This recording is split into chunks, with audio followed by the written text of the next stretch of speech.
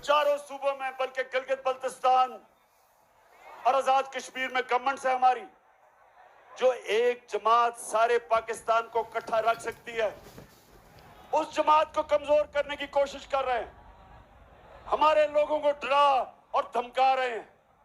Media में जो हमारे लिए लिखता है, जो हमारा मौकफ सामने रखता है, ARY को बंद कर दिया, बोल को बंद कर दिया। अच्छे अच्छे सहाफी, नामवर सहाफी जो अपने जमीर का सौदा नहीं करते, 2 मुल्क से बाहर चले गए क्योंकि उनको इतना इन्होंने डराया और उनको पर खौफ तारी किया। उसके अलावा बाकी सहाफियों को, चैनल्स को बाकायदा इंस्ट्रक्शन देते हैं कि तुमने तहरीक इंसाफ को कवर नहीं करना। इस्लामाबाद का हाई कोर्ट कहता है कि दिखाओ गलत बयान किया तुमने इमरान खान को, उसके बावजूद ये टीवी नहीं देखने देते, इसलिए कि कोशिश कर रहे हैं कि हमारी जमात को कमजोर करो। मैं आज सबको आज यहां से पैगाम देता हूं, जो मर्जी कर लो, मेरा चैलेंज है तुम्हें, जो मर्जी कर लो, तुम शिकस्त खाओगे, तुम हारोगे। ये जो कोशिश हो रही है पंजाब गवर्नमेंट कराने की, अब मैं आपको उनके मुंह से बता रहा हूं कि नून लीग के लीडर इसके मुतालिक क्या कहते हैं कि आदम एतमाद कैसे कामयाब होती है।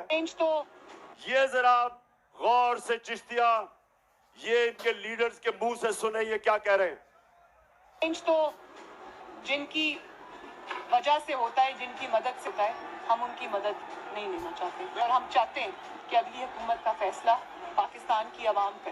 कि अदम एतमाद सौदे के बगैर मुमकिन नहीं होती। यहाँ पर अदम एतमाद को जो निज़ाम है एस्टेब्लिश बगैर मुमकिन नहीं है। कोई डील करके इक़्तिदार नहीं चाहते। पाकिस्तान में तहरीक अदम एतमाद उस सूरत में अमूमन कामयाब होती है जी, जब इस्टेब्लिशमेंट आपकी पुष्ट पे हो। इस्टेब्लिशमेंट करती है, वो डील का नतीजा हो है। जब भी अदम एतमाद से होते हैं तो यकीनन डील करती है। इस्टेब्लिशमेंट के बगैर अदम एतमाद की तहरीक को कामयाब नहीं किया जा सकता, क्योंकि इस्टेब्लिशमेंट भी एक तीसरी कुव्वत के तौर पे या चौथी कुव्वत के तौर पे पार्लियामेंट में यानी मुकर्रम खुद जो है मौजूद है। तो मैं चिश्तिया, सुना आपने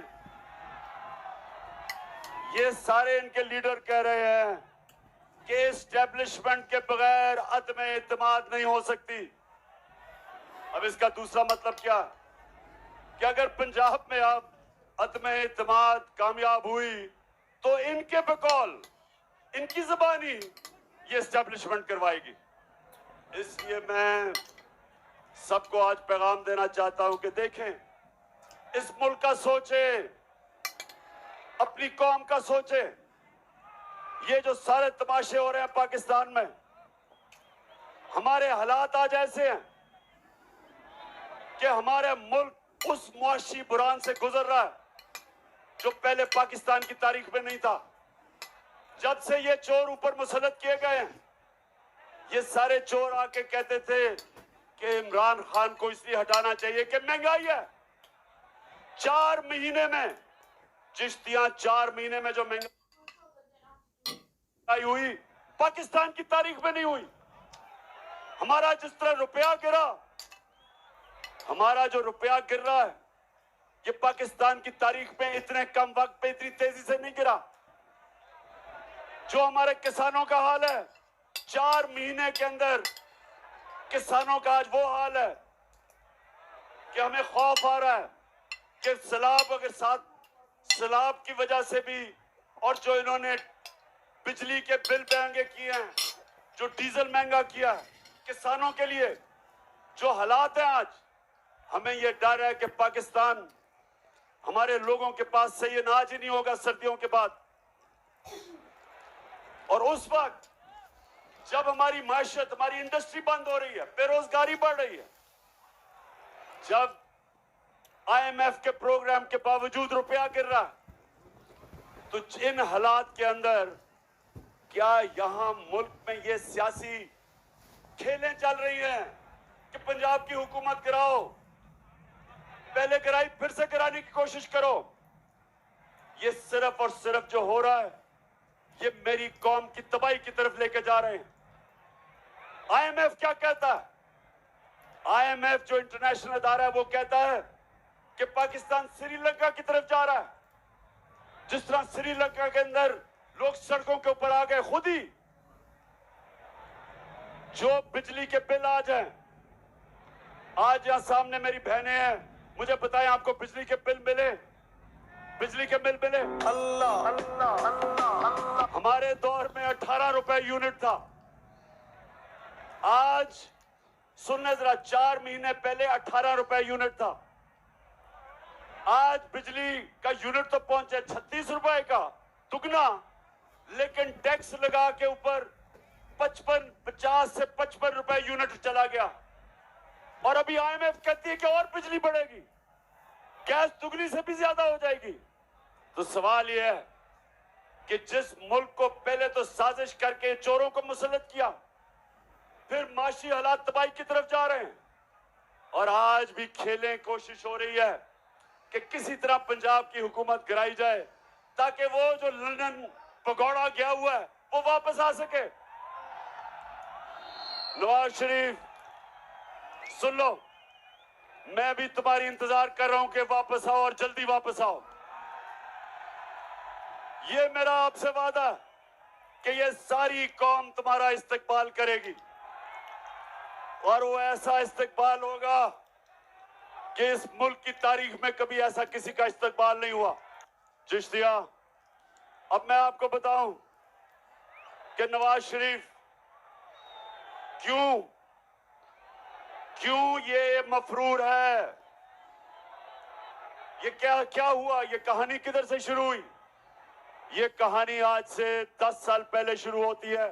मैं अब आपको एक और फिल्म दिखाने लगा हूं, एक और फिल्म दिखाने लगा हूं, तैयारी कर लो। मरियम ना आपकी इनकम इतनी, मैं इस फिल्म के अंदर, ये मरियम की फिल्म नहीं है लेकिन मरियम है इस फिल्म में। ना आपकी इनकम इतनी है कि आप कोई प्रॉपर्टी आप ले सकते हैं, क्योंकि आपने मे फेयर के अंदर जो आपकी 4 अपार्टमेंट्स हैं उनकी 1 अरब से ज्यादा, 1 अरब रुपए से ज्यादा उनकी कीमत है। अब 4.5 अरब तक पहुंच गई है उनकी कीमत। आपने अपनी जो टैक्स में टोटल आमदनी बताई है 94 में 1.5 लाख रुपए है। मुझे ये बताएं कि आपने अरबों रुपए की मे फेयर में प्रॉपर्टी खरीदी कैसे? अब ये ऑपोजिशन लीडर बन के मैं इनसे पूछ रहा हूं, मुझे ये बताएं कि लंदन के सबसे महंगे इलाके में, लंदन यूरोप का सबसे महंगा शहर है, उसके सबसे महंगे इलाके में इन्होंने 4 बड़े बड़े महल्लात अरबों रुपए के खरीदे। तो मैं आज से 10 साल पहले मैं पूछ रहा हूं कि किधर से पैसा आया, क्योंकि आपने टैक्स तो दिया ही नहीं। टैक्स में जो आप बता रहे हैं आपके पास पैसा है ही नहीं। तो आगे जरा ये सुने क्या होता है। बात ये है कि जिन अरबों रुपए की मे फेयर की प्रॉपर्टीज की ये बात कर रहे हैं, ये तो पहले पता नहीं है। बताएं कौन सी प्रॉपर्टीज है, लाएं, दिखाएं, उसका कोई प्रूफ लाएं। सुन लिया बात ये है शहबाज शरीफ का बेटा जो मफरूर हुआ है, ये कह रहा है कि कौन सी प्रॉपर्टीज की बात कर रहे हो, ये जरा गौर से सुन ले। मैंने कहा तुम्हारे पास प्रॉपर्टीज हैं, कहते हमारे पास कोई प्रॉपर्टीज नहीं है। अब जरा ये मरियम बीबी को सुन लें।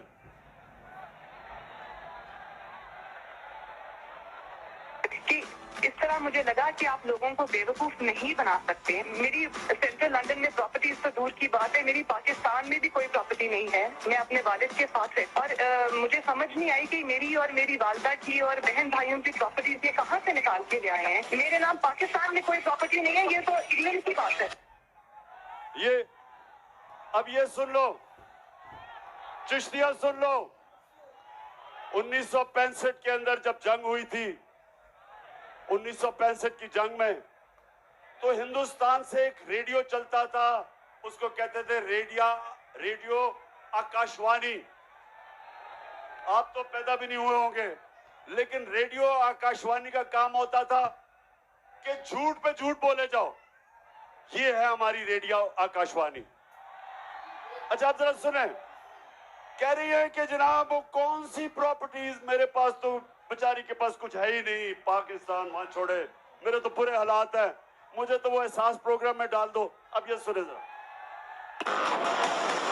नवाज शरीफ, मरियम नवाज, हसन नवाज और हुसैन नवाज के बैरून मुल्क खुफिया असासों का इंकशाफ। पनामा लीक्स ने बैरून मुल्क खुफिया दौलत का भांडा फोड़ दिया। सुन लिया चिश्तिया, सुन लिया, इन्होंने कहा कुछ भी नहीं है। इनको नहीं पता था कि इंटरनेशनल इंकशाफ हो जाएगा पनामा का। बड़े बड़े दुनिया के वजीरों ने, प्राइम मिनिस्टर ने मुल्क से पैसा चोरी करके छुपाया हुआ था, वो सारा भांडा फोड़ गया, इंकशाफ हो गया। तो जब ये इंकशाफ हो गया तो मरियम के भाई क्या कहते हैं, ये जरा सुने। मैं इस बात को तस्लीम करता हूँ कि अल्हम्दुलिल्लाह पाक लेन के ऊपर जो अपार्टमेंट्स हैं वो अल्हम्दुलिल्लाह हमारे हैं। मैं इस बात को तस्लीम करता हूँ। 4 महंगे महंगे लंदन के महंगे इलाके में बड़े महल खरीदे और उसने मरियम के नाम पे खरीद लिए। अब वो बेचारी मरियम फंस गई। अब वो झूठ बोल रही है कि जी मेरी तो है ही नहीं। भाई साहब ने वो कह दिया कि नहीं जी उन्हीं की है।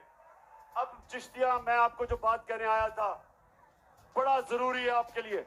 अमर बिल मारूफ, सारी कौम को अल्लाह का हुक्म है कि अच्छाई के साथ खड़े हो। अब सबको पता है कि ये वो लोग हैं 30 साल से इस मुल्क का पैसा बाहर लेके जा रहे हैं। ये जरदारी कौम के ऊपर लाजिम है कि सब कौम मिलके इनके खिलाफ खड़ी हो, क्योंकि ये सियासतदान नहीं है, ये इस मुल्क के डाकू हैं। और चिश्तिया, ये अब इलेक्शन जब आ रहा है आपका इतवार को, मैं ये सबको आज ड्यूटी लगा के जा रहा हूं कि आपने घर घर जाके, और मेरी बहनों आपने भी घर घर जाना है, मुजफ्फर को जिताना है।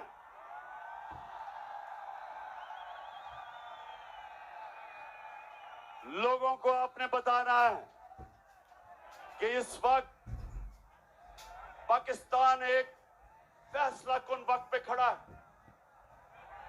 हमारे सामने 2 रास्ते हैं। जिस तरह आप जब नमाज पढ़ते हैं आप अल्लाह से कहते हैं अल्लाह उनके रास्ते पे लगा जिनको नेमतें बख्शी, उनके नहीं जो तबाही के रास्ते पे चले गए। हम सब के सामने 2 रास्ते हमेशा देता है अल्लाह। हमारे ऊपर होता है कि हम वो रास्ता लें जो हमारी अजमत का रास्ता है, वो रास्ता ना ले जो तबाही का रास्ता है।